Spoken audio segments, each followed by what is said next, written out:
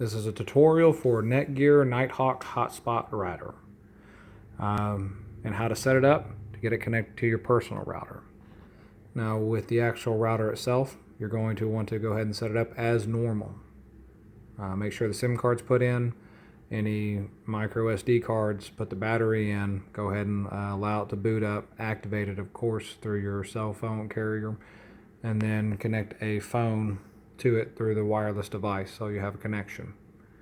Next, in this case, in my case only, that I have a Netgear and also another Netgear router for my home.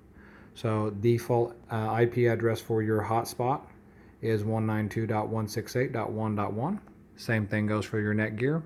Also links this as well since they're owned by the same company. In this particular tutorial, I'm going to have to change the actual IP address for my Netgear router so that these two can talk and I can talk to each one without them interfering with each other.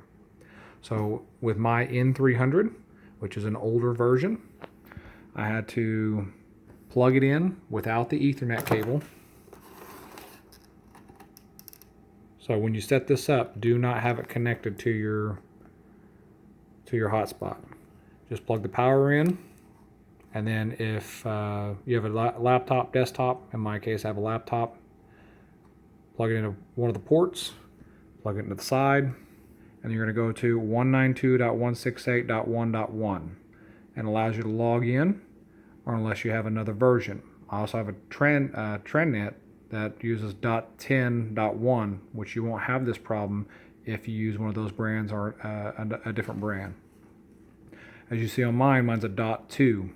That's because I've already changed mine. So in my GUI, I went ahead and loaded in, did the password, and then we clicked on Advanced. On the left-hand side, we clicked on Setup, LAN Settings. Now in the LAN Settings, this is where you're going to see the IP setup, IP address. You go down here, it'll say 192.168.1.1, and this is where you're going to click here, and I changed mine to a 2, which makes it easier on my part. And then it'll automatically change these two down here as well. And you click Apply. Let the system reboot, it'll reload, and when you do that, you'll have to go back to the address, type in 192.168.2.1 to be able to log back into your Netgear Genie.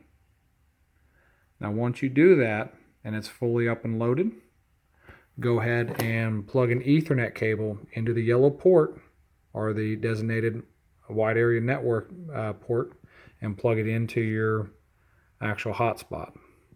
Once that's done, you'll flip it over, remove the battery, put the battery back in, and then you'll have to press the power button for approximately 10 seconds for it to load back up.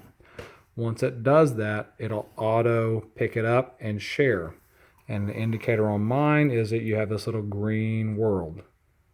That's one way of doing it, and the most basic way of doing it. I'll make another tutorial on an advanced way for DMZ.